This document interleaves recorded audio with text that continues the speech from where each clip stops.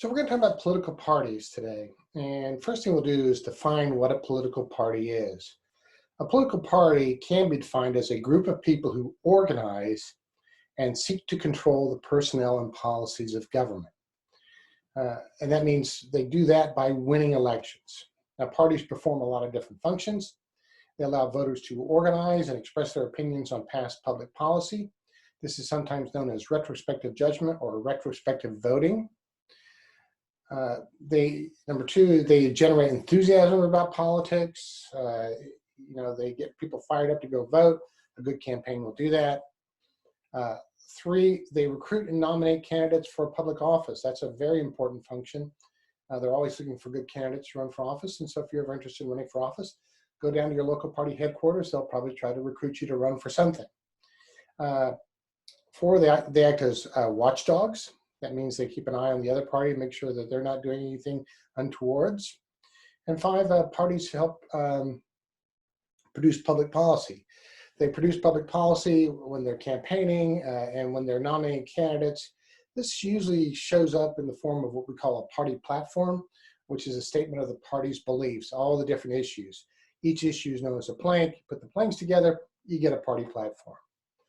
So let's talk about the characteristics of the American party system real quickly, and I'm going to list them all real quick, and then I'm going to come back and go in more detail. The American party system can be characterized by a two-party tradition, a non-class, non-ideological organization, a highly decentralized and highly elaborate party organization, and an extra legal status. So let's talk about the two-party tradition. Historically, the United States has had two parties. We can go all the way back to even the ratification of the Constitution, where you had the Federalist and the Anti-Federalist. Now, those really weren't parties, as they weren't nominating candidates for office, but they were, in a sense, proto-parties, the beginnings of a party. But once the Constitution is ratified, the issue they had to debate over goes away. Now, under the new government, the founders, maybe a little bit naively, thought that, we won't have parties, that people will be able to agree. But early on, parties start to arise, and they arise over the two questions that we still fight over today. What's the meaning of the Constitution, and what's the role of the government?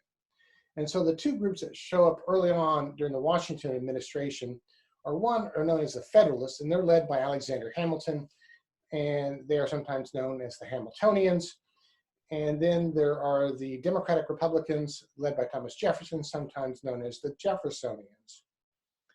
And I'll just give you a quick rundown here. The Federalists believed in a strong central government, that the United States should be a manufacturing power, a loose interpretation of the Constitution, that there's a lot of implied powers, close ties with Great Britain. They like Great Britain's law and order tradition, and higher voting qualifications. Now, the Democratic Republicans believed in more power to the states, less to the federal government, that we should be an agrarian society, farming, that we should have close ties with France, and that we should have lower voting qualifications.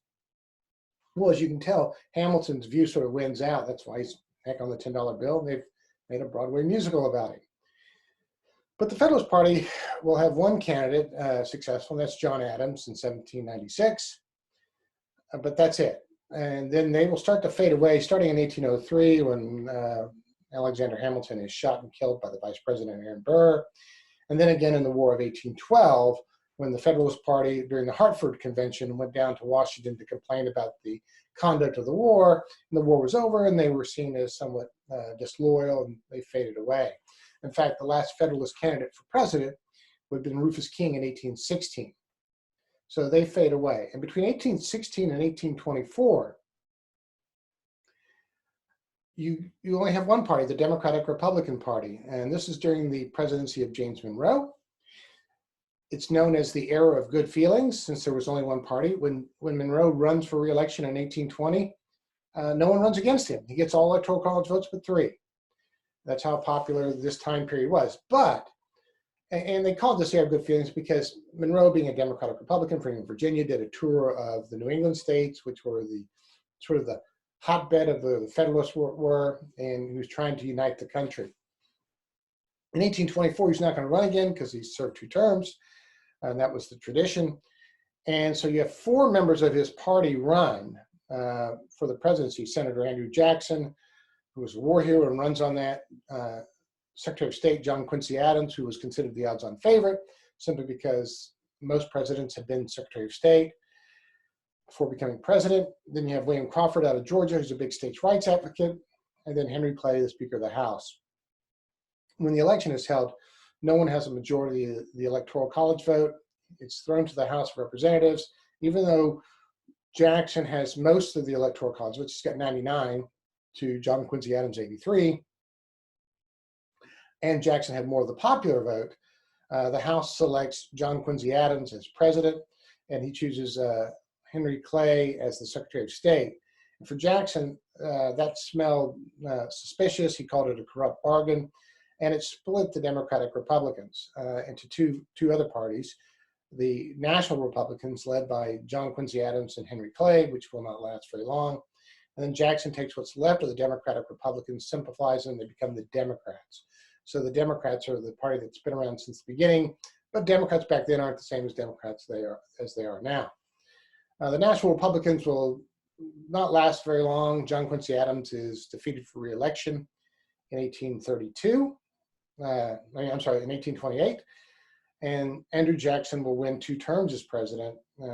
And so Jackson makes a lot of political enemies. He's seen as somewhat of a demagogue that appeals or panders to the masses. His presidency is marked primarily by confrontation over the National Bank, the nullification crisis, Indian removal policy, the Maysville Road Bill, all these sort of things. And so a new group arises, and it's a very diverse group, different interests. But the one thing they have in common is that they hate Andrew Jackson. And they would call him King Andrew I, thinking that he had become too powerful. Well, in England, those who supported the king were known as Tories, and those who supported parliamentary democracy were known as Whigs. And so this new party becomes the Whig Party. And the Whigs will run their first candidates in 1836. They run actually 3 presidential candidates, Hugh Lawson White, Daniel Webster, and William Henry Harrison. They lose to Martin Van Buren, but Van Buren will not win re-election in 1840. And the Whigs will get their first president, William Henry Harrison, who sadly for the Whigs dies 30 days later. They'll get their second Whig president in 1848 under Zachary Taylor, and Taylor dies within a year and a half, and so being Whig president may not be a good idea. The Whigs will break up in 1854, over the issue of the Kansas-Nebraska Act, and that was slavery. Pro-slavery Whigs, sometimes known as Cotton Whigs, will just join up with the Democrats. Anti-slavery Whigs, sometimes known as conscience Whigs, will drift off to a little bit other parties, but eventually one party starts to coalesce around this anti-slavery issue, and that's going to be former members of the Liberty Party. The first anti-slavery party in the United States was a minor party in 1840. Some anti-slavery Democrats, some former members of the Free Soil Party. They come together, and at first they call themselves the Fusion Party, the People's Party, even the Anti-Nebraska Party. They'll come together and they'll pick a simpler name and become the Republican Party, one that you know today.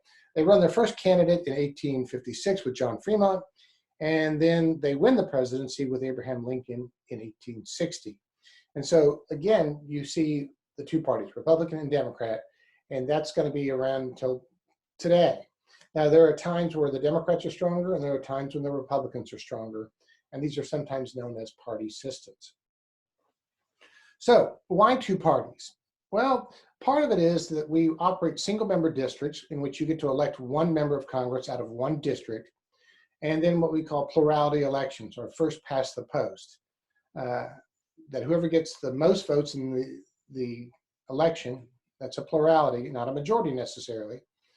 Plurality is just who gets the most, wins the office. And single-member districts and what they call the first past the post, or the plurality elections, will tend any democracy to a 2-party system. And I'll put a link below from a YouTuber named CPG Gray, who talks about how this works. And so that's one of the reasons. It's difficult for third parties to get started. Now, we've had third parties. We had an anti-Masonic party in the 1830s. We had the Liberty Party, as I previously mentioned, in 1840 with their first presidential candidate, James G. Birney. Then we had the Free Soil Party. We've had the Greenback Party. We've had a Socialist Party, a Communist Party, Progressive Party, the Bull Moose Party. We have a Natural Law Party, a Libertarian Party, a Reform Party. We've always had these parties. Part of the issue for third parties is, one, it's expensive to really set up a third party nationwide. And two, third parties tend to be organized around a single issue or cause. And what happens is one of the big parties takes over that issue, then that party dissipates. That third party dissipates. But it doesn't mean that they can't make a difference. I mean, if you look back at the disputed election of 2000, there was a third party candidate under the Green Party, the Environmental Party, and that candidate was Ralph Nader. And he got, I think, almost 75,000 votes in Florida.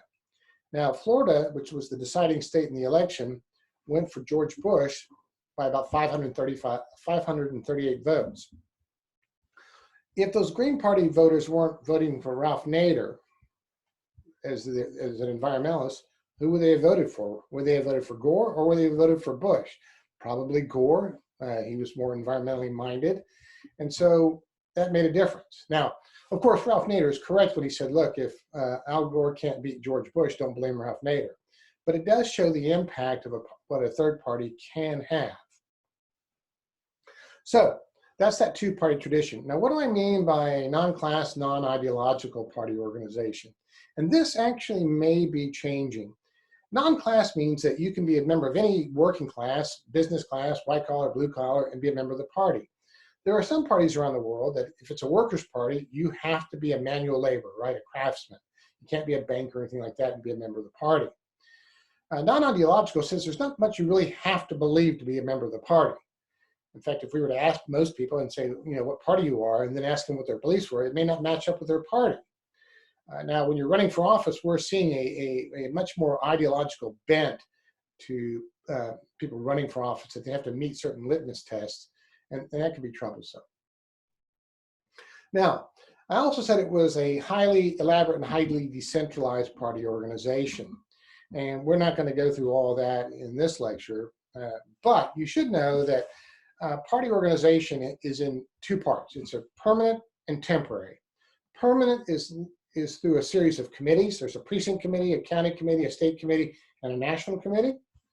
And then a series of conventions. There's a precinct convention held on the day of the primary, which is open to anybody who voted in the party's primary.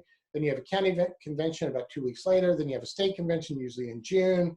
And then you have a national convention, usually in August or September. And the conventions are used to send delegates to the next level, pass resolutions, and officially nominate their candidates for particular offices. So if on the test you see a question about which is permanent, which is temporary, remember the word temporary will always, any temporary thing will have convention. Those are the temporary parts. And then last but not least, we say that parties have an extra legal status. What that means really is that parties are not provided for nor prohibited by law. Parties grew up out of a need. People felt the need to organize. The only thing we really regulate with parties is money donations and how they're regulated or how they're reported. And that's it. So sometimes people get frustrated with parties, but what we've seen is you have as much control over your party as you do, I don't know, your church or your school. As you know, like at school, if you have kids in a high school, that there are some parents that they just send their kids to school and help them with their homework at home. But then there are other parents who work in the booster clubs, they're at the PTA, they're active in all those activities. Or at your church, so a lot of people go to church, they pray, and then they go home. But there's other people that say, no, I'm gonna stay, I'm gonna help with the food pantry, I'm gonna help with the outreach or whatever. It's the same way with a political party. People tend to vote, and that's it. But there are a smaller group that say, I want to be more active, I want to run for office, or I want to be a fundraiser, I want to be an activist. So you can have that kind of control. The problem is that today getting people involved in parties is difficult because there's so many other things you can do. It's one reason why we see the knowledge of people about what goes on in politics is dropped. If you were to go back to the 1800s, people kept up with parties. It was the entertainment of the day. They would listen to speeches.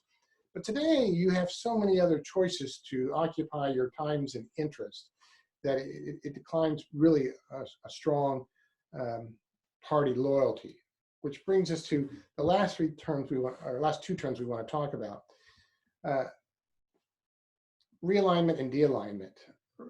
Realignment means is when people are switching from one party to another. They're going from Democrat to Republican or Republican to Democrat.